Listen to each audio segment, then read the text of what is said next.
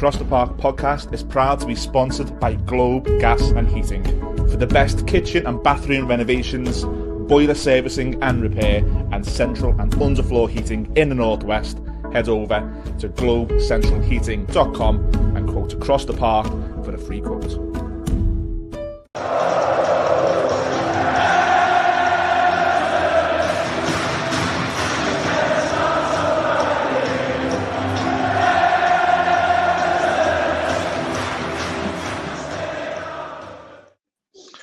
Hello, welcome to episode 16 of Across the Park podcast. It's a little bit of an emergency podcast because we didn't quite expect on the eve, not even the eve, on the day of a game that our manager, Sean Dyche, or ex-manager, would be relieved of his duties. So myself, Ian Mills and Gary Judge are going to be talking about that, talking about what seems to be the imminent replacement.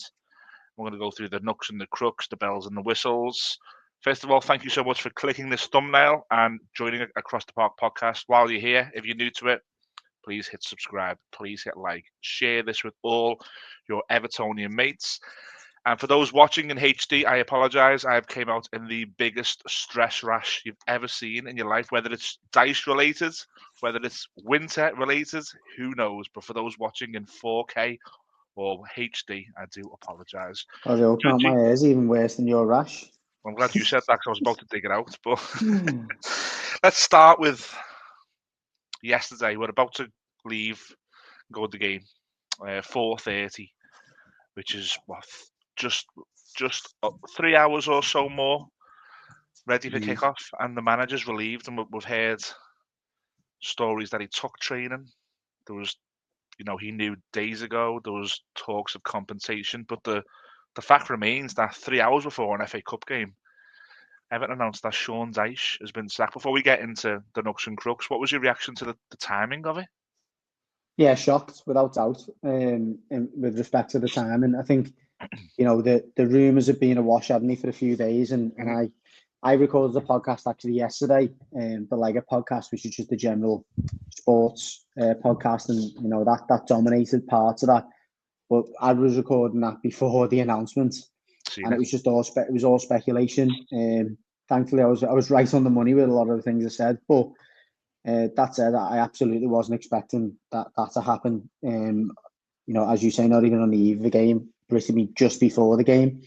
It even took the likes of Leighton Baines and Seamus Coleman by surprise. Admittedly, they weren't prepared for that. Thankfully, it didn't have an impact on the outcome, the results, which we expected, which is great, and we'll go into that.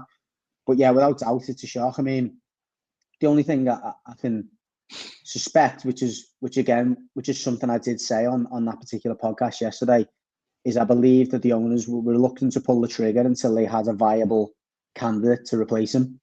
I think they were maybe set back a little bit by the whole Graham Potter thing. We don't know how far them talks went, but it seems as though the talks didn't go well from one side or the other, or maybe from both sides. That obviously convinced him that option was off the table, and he obviously soon joins West Ham. But they've obviously become aware pretty quickly that there is a viable option out there, and we're obviously going to speak about that as well. And seemingly that's just, triggered them to go, well, let's just do it now and give ourselves enough time to then get the next person in and not have any barriers in the way.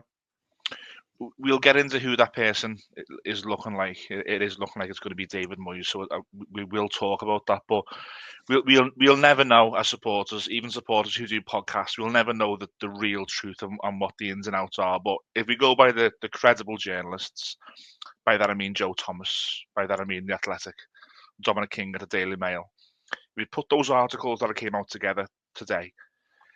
It looks like the manager knew a couple of days ago that it was curtains, and there was talk of compensation, and he took training yesterday at Finch Farm, and then in between leaving Finch Farm to go to Titanic, he was then relieved, and Leighton Baines came in with Seamus Coleman.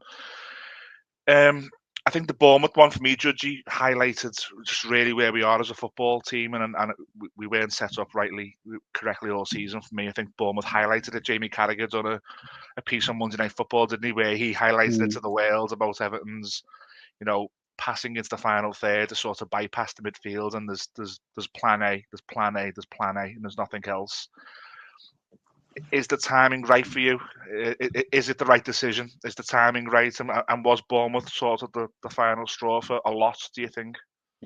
Yeah, it's ironic, isn't it? Because it seems like Bournemouth keep doing this to us. I think, if I'm honest, I think the Bournemouth home game wasn't far off the final nail in the coffin. You know, we're giving away a 2-goal lead in such a bizarre fashion, you know, fueled by the changes that he'd made. So that was almost the start of, I think, that cycle, the Bournemouth home game. Yeah. And yet I'd agree that the Bournemouth away game was the final nail in the coffin.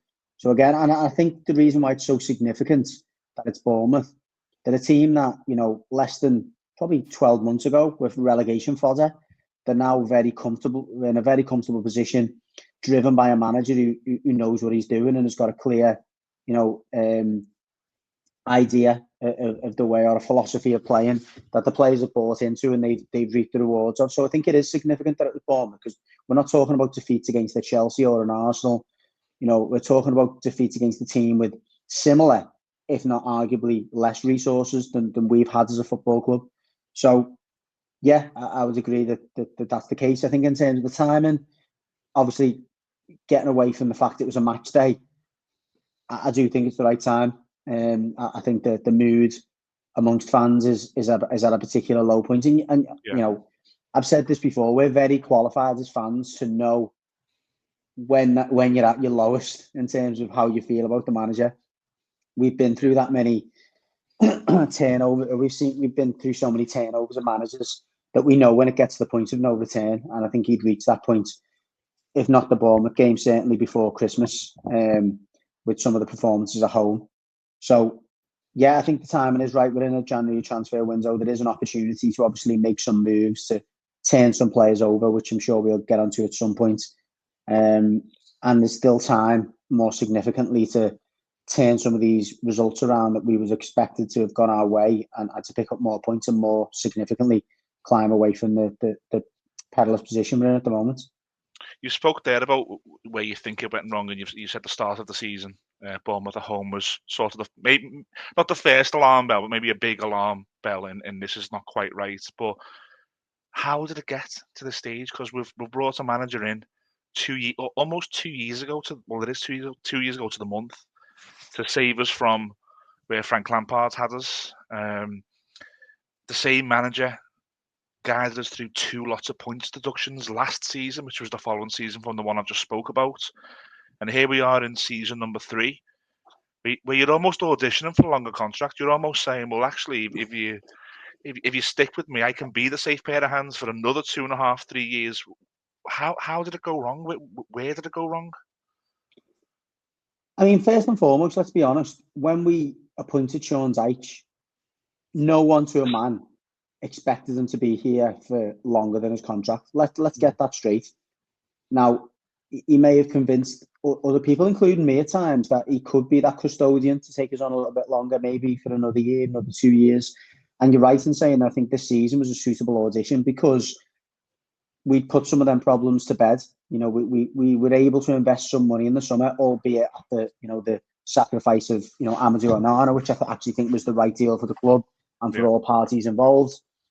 He's had the chance to bring in some players that he did verbally back. Some players he obviously didn't back, and we can get into that around the role of Felwell in this whole thing. But taking us back 2.5 years, if someone said to you in 2 years' time, Sean Dyche is going to be sacked, but he's going to have took the club through 2 difficult seasons, helped them survive relegation, you would actually say it was a good appointment, and it was a good job for him. You know what I mean? I think a lot of the media outlets have been a little bit overly complimentary of Sean Dyche's reputation and of the job that he was expected to do. The job he was expected to do here was exactly what he has done, and that's keep the club out of trouble in a difficult period, deal with limited resources, which we knew he was going to have going into this period because of all the PSR clouds we had hanging over us. And he's done exactly that. Now, it's unfortunate that he's been sacked in these circumstances and he hasn't been allowed to see his contract out. However, you can't feel too sorry for him, because he's had an opportunity this season to, as you say, audition, to show what he can do. He's brought some attacking players in the summer. He maybe has a little bit of bad luck with the McNeil injury, with certain signings that Felwell's made, and we can go into whether he's completely to blame for this. But I think that the key headlines are Sean Dyche has done the job we asked him to do. Thank you very much, Sean. You're not good enough to take that job on to the next level. That next level, this is where I think the media have been a little bit too generous to Sean Dyche. That next level wasn't 10th, 9th, 8th, 7th. It was 13th, 14th. It was beating teams at home that we expect to beat. It was being a little bit more expansive. It was showing that, as you say, there's more than just plan A. He hasn't done any of those things. So we haven't learned anything more about Sean Dyche this season apart from further emphasising his limitations. Look, in hindsight, you're always right. Everyone's right in hindsight. But let's just revisit matters. What should he have done this summer? Should he have been, or this season? Should he have been braver? Should you go to Bournemouth with the plan to win a game? Should you be able to see a 2-0 lead out 2 weeks back to back? Should you be working on Everton going in front? Was he just too cautious and teams have maybe cottoned on to how Everton play? I'm not sure too cautious is the right word, because we're going to come on to the next manager, and I think the next manager, our previous manager as well, David Moyes, fits into that category as well. There's nothing wrong with being cautious, but there's horses for courses, and there's moments when you have to take that handbrake off, and there's moments where you have to release certain players like imminent, like Abdullah Decore, like Jesper Lindstrom, and at times maybe with two strikers, whatever it is, there's moments when you need to kind of have, you can call it a plan B, or you can just call it, look, throwing caution to the wind.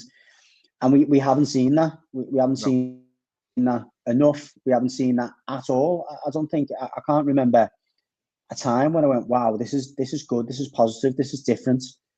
So yeah, I think that's the biggest problem and the biggest the main reason why he's in this position. If we'd have picked up results against the teams we'd have expected to pick results up against at home, if we'd have been a little bit more expansive at times, then we would have more points than we've got now. Simple as that. If we had more points than we had now, if you put another 5 points on our tally and another 10 goals, he wouldn't have been sacked. I've got no doubt about that. The owners did not come in with the intention to sack him in January. I think they've read the room, they've looked at the fixture list, they've looked at the results, they've looked at the lack of goals, they've read the mood on social media and in the stadium, and they felt the need to take action. So, it's an unfortunate set of circumstances in that sense, but he was master of his own destiny.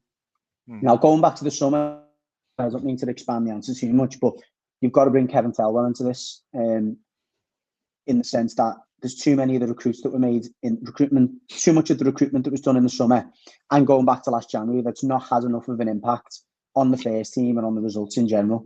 The only person I can point to that really has made an impact and a positive one is imminent.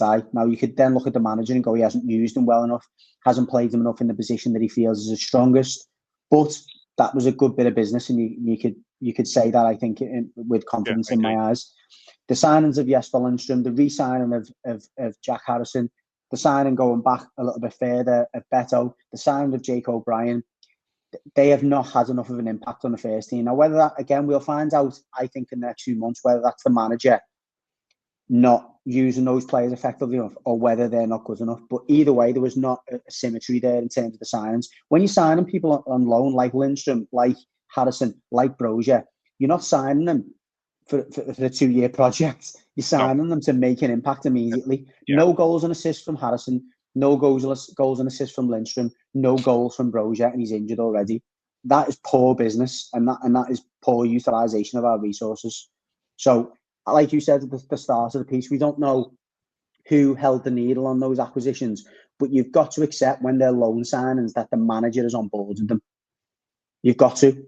You've got to, because that's not a strategy of going, well, we're only signing young players because they're only with us for 6 months to a year. So I can only say that Sean Dyche was on board with it, or only assume that Sean Dyche, in particular with Harrison and Brozier, he was on board with them signings, and they've not paid dividends.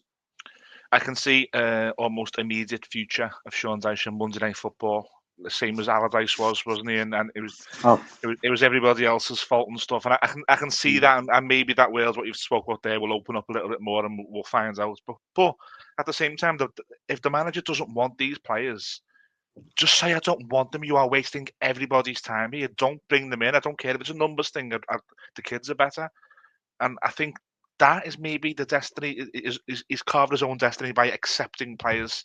If that's the case that he doesn't want, he should be strong enough to say, I'm not gonna play them. I'm really not. They may as well go with Nias and not have a locker because they're not part of my plans. And if other players have been pushed on him, I'd still say there's no mitigation there. He should be saying, I don't want these players. Can I go and get my players? And look, we don't know. No, But I think no. Let's stick on that for a second. Go on. Because I would say a better manager, a manager who had more about them and believed in his own principles and believed in how good he was. In those circumstances, as you're describing it, was a quit. He's walked away and went, I'm not being hung out to dry. And he's immediately said, I'm leaving this club because I believe in better than that. And I believe that I could do more if I was given the right resources. Yeah, the fact he's not done that and he's hung on.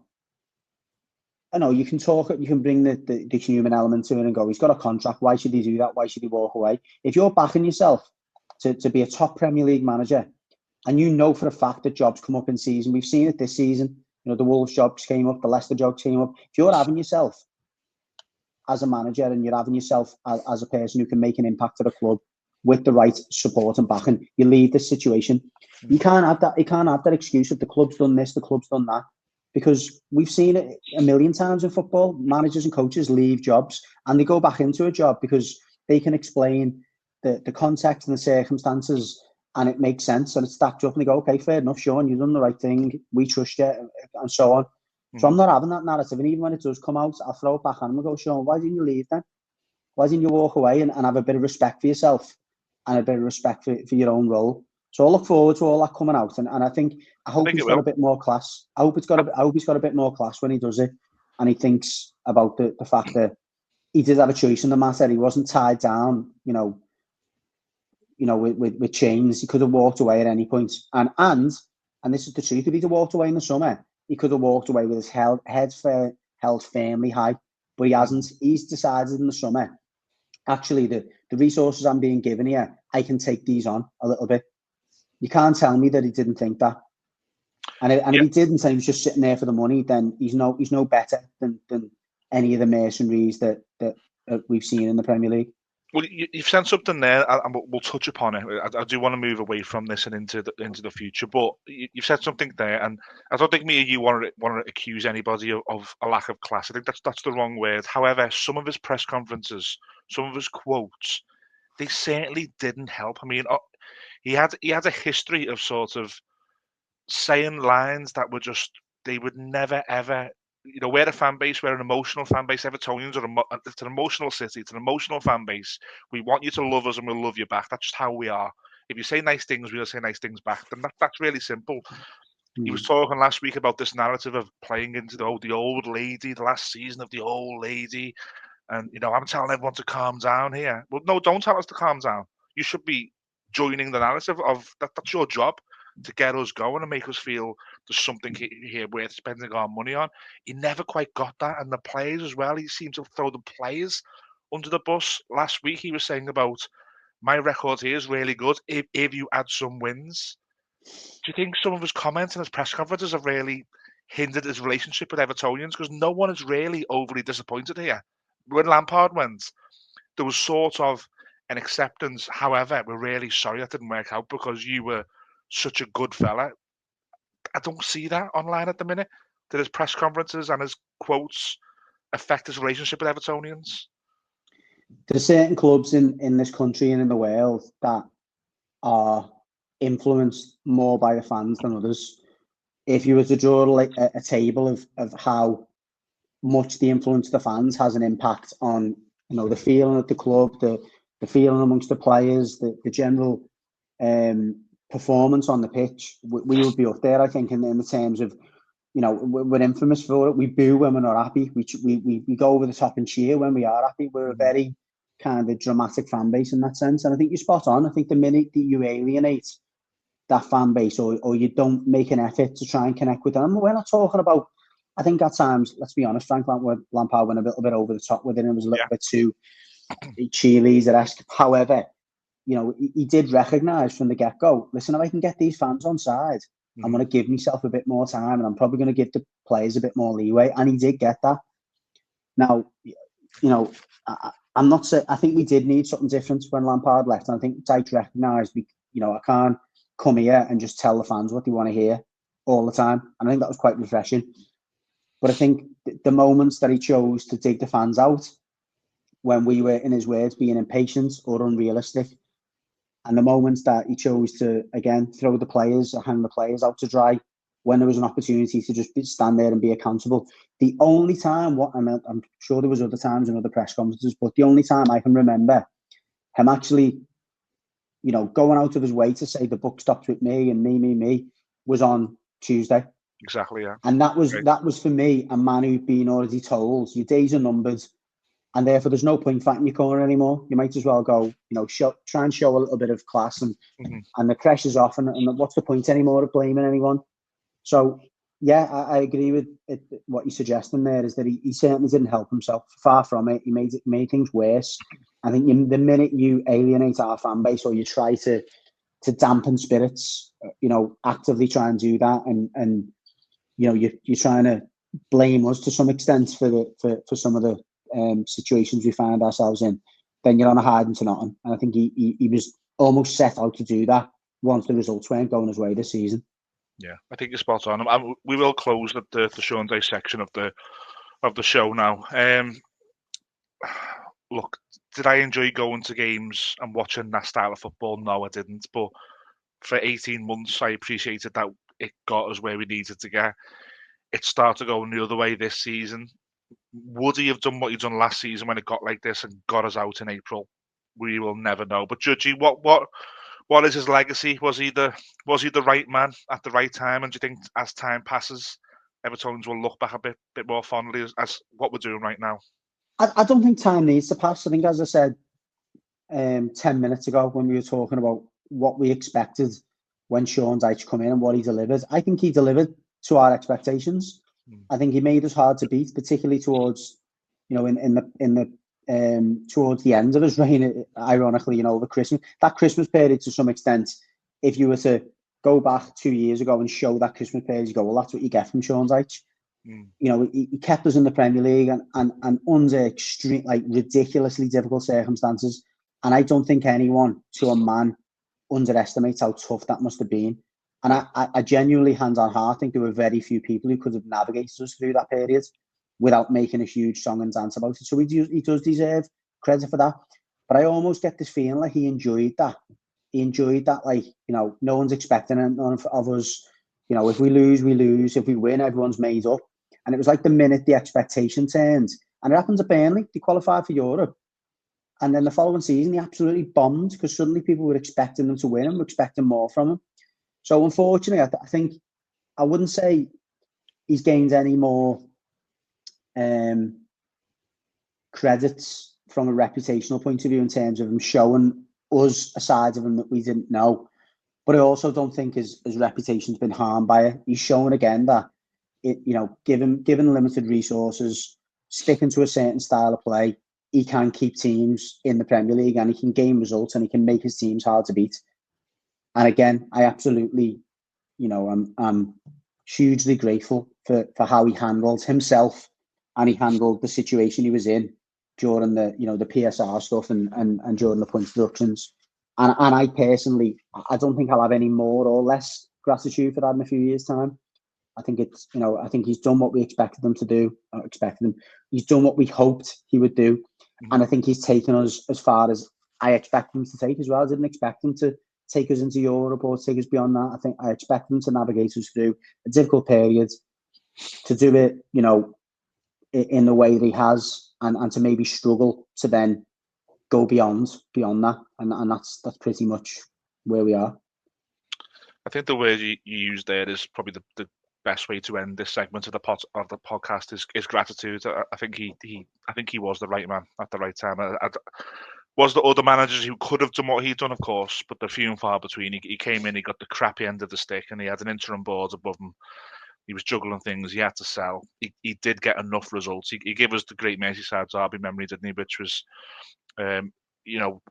the second to last Merseyside derby, Goodison Park, and under the lights. So I think gratitude is the right word used there.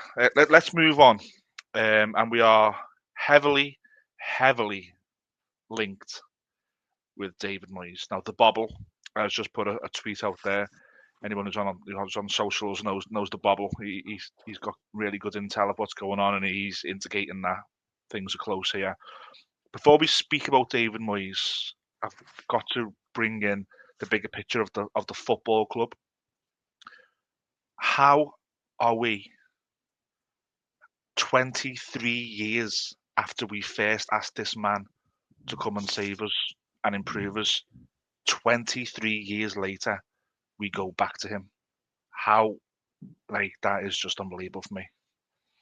Yeah, I mean, I don't think this reactionary podcast is the time to go there.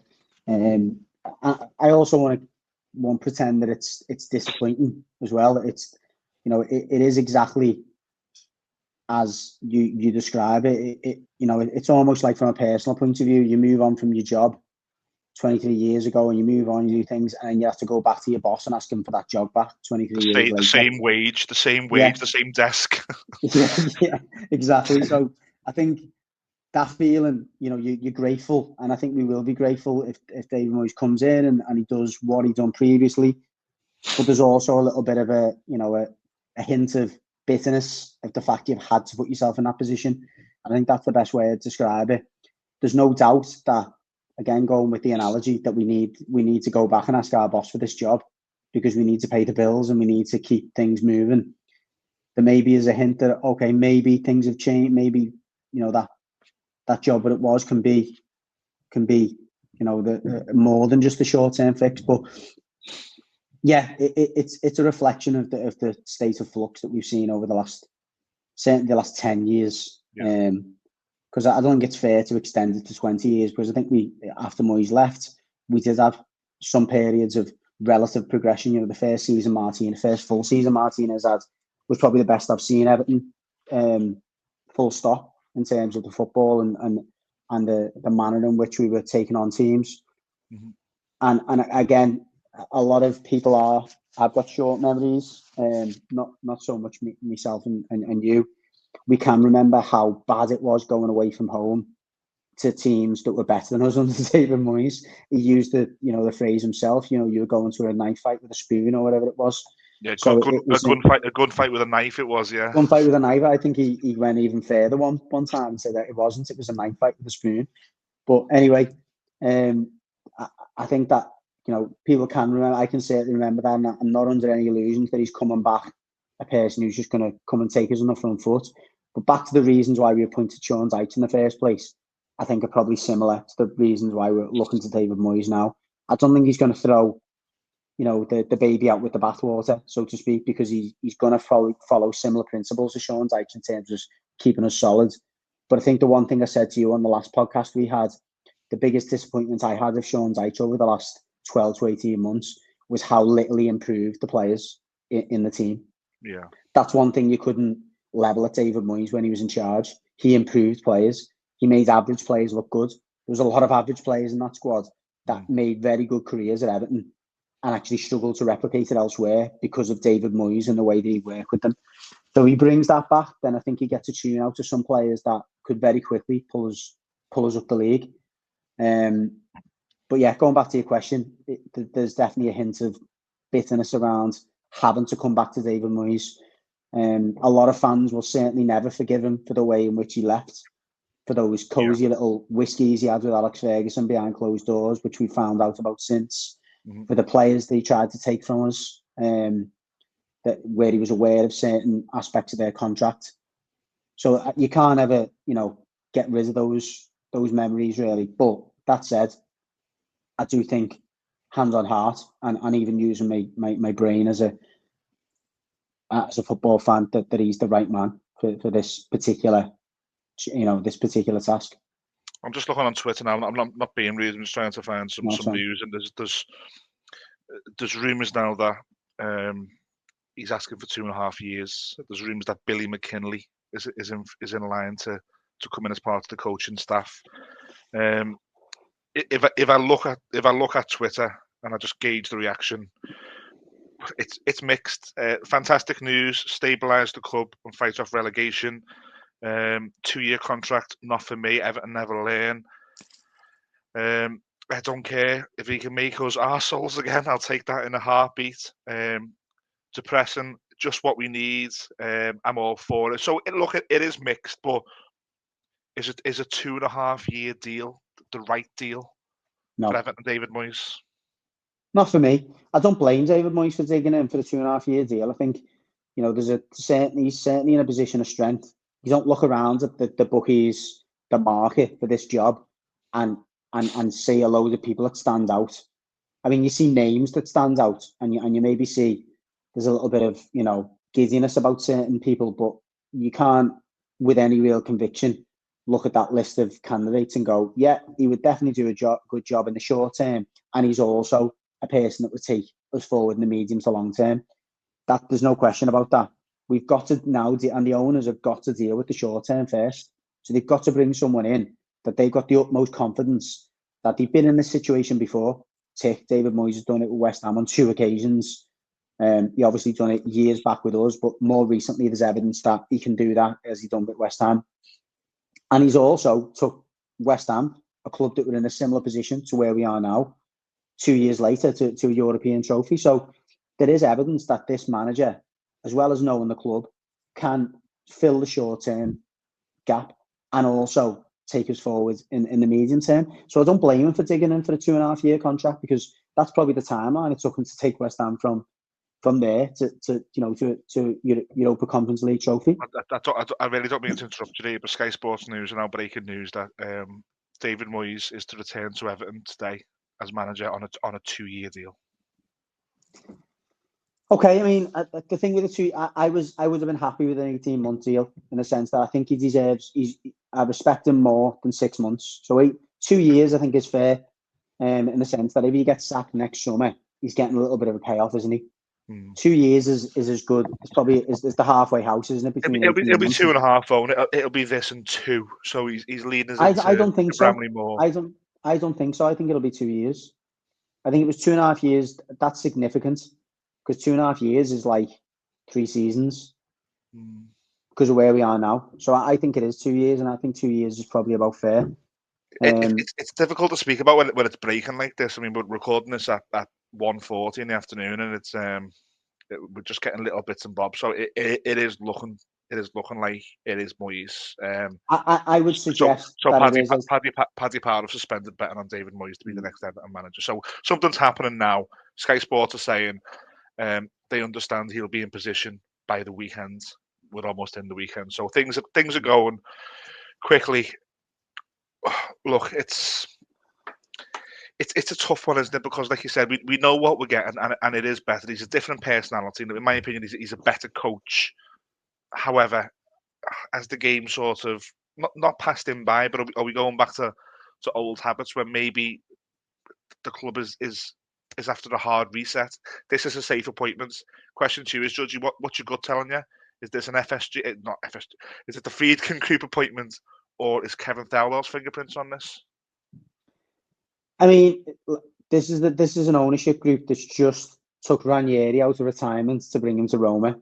It's not beyond their kind of mentality in terms of looking at a person who knows that country and is in the league, is experienced, has got a track record at multiple clubs, and is probably is happy enough to work with a recruitment team. So. Or with some leadership above them as well. So I think it may have been something that's been pushed by other people, whether it's consultants that they've hired or whether it's got some of Kevin Thelwell on it. I think you'd hope it has got some of Thelwell on it, because otherwise his role's just redundant. Like he must. I'm sick of our. Do you though? Do you though? Do you? I don't think he set the world alight anyway. So I'm not sure you do hope that Kevin Thelwell's part of it, because if you do, that suggests that he's got another contract in the offing, which I'm not sure is the best thing for the club. So what I mean by that, there was a history of Brands' voice not being heard, wasn't there? And it's a little bit like, what are you there for? I know his contract's taken down, but the thing is, though, Mills, that in this particular instance, with this particular appointment, we're not going, wow, that's a bit of a mad one. Like the Ancelotti one was a crazy story. The Benitez one was a crazy, they were left field appointments, weren't they? Obviously, one of the two was exciting and it was amazing. The other one was, but it was mad, wasn't it? This isn't illogical. You don't look at this appointment and go, what the hell are they doing? I think everyone can be, even the ones who are being negative about it, can see the logic behind it. And again, the reality is, regardless of, there's no point in Thelwell or any director of football if we can't stay in the league this year. It's a business, and that's the one bit of sense that Sean Dyche spoke on Monday, is this is a business. They need to look at contingencies. They've got to stay in the league this season. If they believe that I'm not the man for that, they need to get a person who's going to do that. In terms of whose hands on it, I'm not sure. However, I don't think either way that it's a left field appointment and that it's one that's completely out of the fabric of the situation in the club. We'll end the show looking quickly back at last night, which was an FA Cup win, Goodison Park under the lights, and it was a really strong performance from an academy graduate that I want to get your opinion on. But look, it looks like Moyes is in. What next? Armando Broja, if his injury is serious, he may go back, freeing up a loan space. The transfer window is open. We know that David Moyes historically is not someone who presses panic, and he sort of takes his time, and he's quite meticulous in bringing players in. But whilst the window is open, and if David Moyes is given some funds, what would you like to see happen in this window now? I mean, obviously, we would like to see players come in. I think first and foremost, the positive thing for David Moyes, which he'll be buzzing when he comes in, is you don't have to touch that back foot. I mean, obviously, we're going to talk about the fullbacks a little bit, but you don't have to touch that defensive unit. He's come into clubs in the past, certainly West Ham, and us when he first took over with Walter Smith, the back four and the defensive unit was an absolute mess. Yeah. You could read. Sorry, a little minute. Anybody listening, Judgy's got not so much of a puppy going into a dog, but he's still an absolute maniac. There he is in the background, across the park podcast. Okay. So anyway, where was I? Yeah, so I think what Moyes will be relieved about, he doesn't really have to do much business around keeping the back door shut.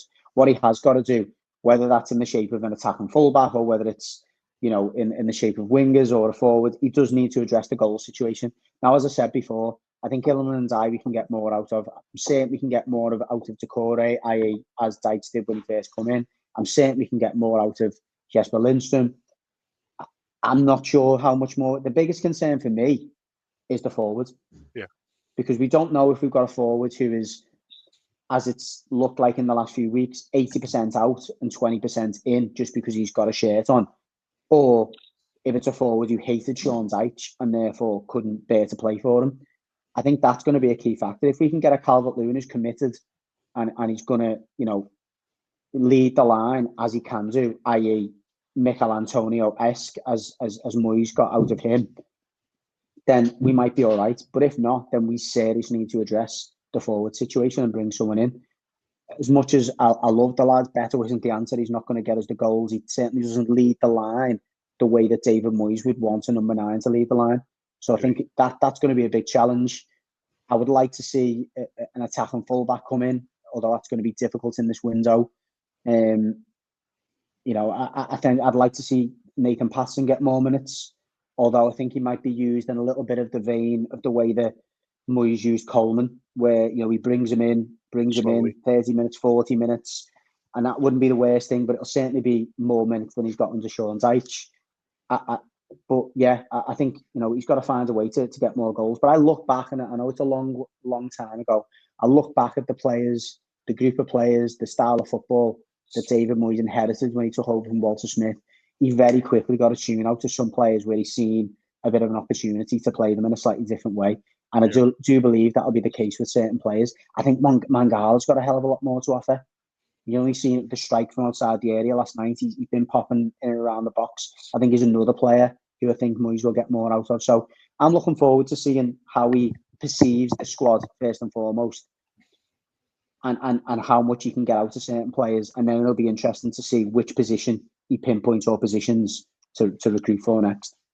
Yeah, it's going to be really interesting the next two and a half weeks of the or just over 2.5 weeks of the January transfer window. Me and Judgy will be here on the Across the Park podcast, as always, bringing you any reactions to things that do happen. But Judgy, there was in the midst of chaos, there was an FA Cup third round game last night at Goodison Park. I'm still cold. I don't know about you. That was some serious cold conditions watching that. I think it's right to name check Harrison Armstrong. I thought he was absolutely brilliant last night. Yeah, I thought it was a breath of fresh air. I thought it took him a while to warm up. I don't think that position, playing as wide as he was at first, is ideal for him. He was wanting the ball. He was give it to me. It was credit to him that he found a way to get into the game, and that's hard. That he hasn't played with all of them players on a regular basis, so trying to get into that rhythm. There was a lot of one-touch football going on quite early, and you could see he was a little bit kind of out of tune with that. But credit to him, he found a way to get himself into the game. It was obviously great to see someone who was looking to play in behind, and I think Illan Ndiaye will relish that as well. I think actually ironically, Dominic Calvert-Lewin would have enjoyed that, but it was great to see, and fair play to him. It's been a while since we've seen a young player come in and grasp that shirt, by the throat, so to speak, and really take on the responsibility. And we needed it last night. It was a weird atmosphere, a very weird performance as well. The players looked a little bit, I don't know, I wouldn't say flat, because it looked like they were trying, but they just looked a little bit lost. Well, they would. I mean, what's lost in all of this is we know since from articles today the players found out in the Titanic at 4:00. That's going to set their game plan going. That's going to put them off it as well, isn't it? So they've probably gone into the game and needed 10-15 minutes just to get going. And it's difficult because Sean Dyche has picked that team, and he's had a certain way of playing with that group of players in that certain formation. Leighton Baines admitted that he didn't change the team, but he had some different messages. So as a player, you're thinking, well, that wasn't not how I'm used to playing. So I get it. I get the reasons why. And look, we're fortunate that we come through that and so comfortably. We're fortunate that Peterborough just didn't really push us. We didn't really have to get out of second gear. Not a good team. You know what? No, but not only that, it was good to see Jake O'Brien out there. It was great for me personally to see Patterson out there, because I think, as much as he looked rusty at times, just his willingness to get to the byline and to try and get the ball in, and it was good to see. We haven't seen that for long enough. Likewise, it reaffirmed, the fact that Mykolenko is just not good enough going forward, despite you've got Leighton Baines leading the team. It still didn't inspire him enough to, I think, get one cross into the box. So, it was a good night's work in the end, but it was a bit of a weird night as well. But as you say, I think the biggest positive, Harrison Armstrong, showing such a strong performance, obviously on the eve of a new manager being appointed. He's put himself right in that window. And the return to action of Patterson, and again, O'Brien getting some minutes. And I said it, actually, I don't think we look bad as a back three. I know it's easy to say against a Peterborough, but if you can have two wide players that are going to get forwards, and you put Tarkowski in between Branthwaite and O'Brien, that's a pretty strong back three. And I think Moyes maybe would have looked at that with a little bit of encouragement. Well, I thought that myself last night. I thought, look, if you put Tarkowski in there, and if you can address the left wing back situation, and if James Garner and Tim Brunen can come back in the midfield and add a little bit, and you get a striker, all of a sudden there's the crux there of. But we're starting to believe, aren't we? We're starting to the heart's ruling the head a little bit. And talking of the heart ruling the head, there was a tweet I seen before, and it was absolutely brilliant. I can't find it to give credit to you, but if you're watching, and this is your tweet, it was brilliant. So Judgy, this guy's put on. He said, if Everton think by rolling out Leighton Baines and Seamus Coleman in tracksuits, I'm going to forget what's been happening the past few years, then they're absolutely right. 100%. The blue love heart emojis were active last night. And just a side point, it's important that we've got characters like Baines and Coleman, isn't it, that can step in and do that, Evertonians.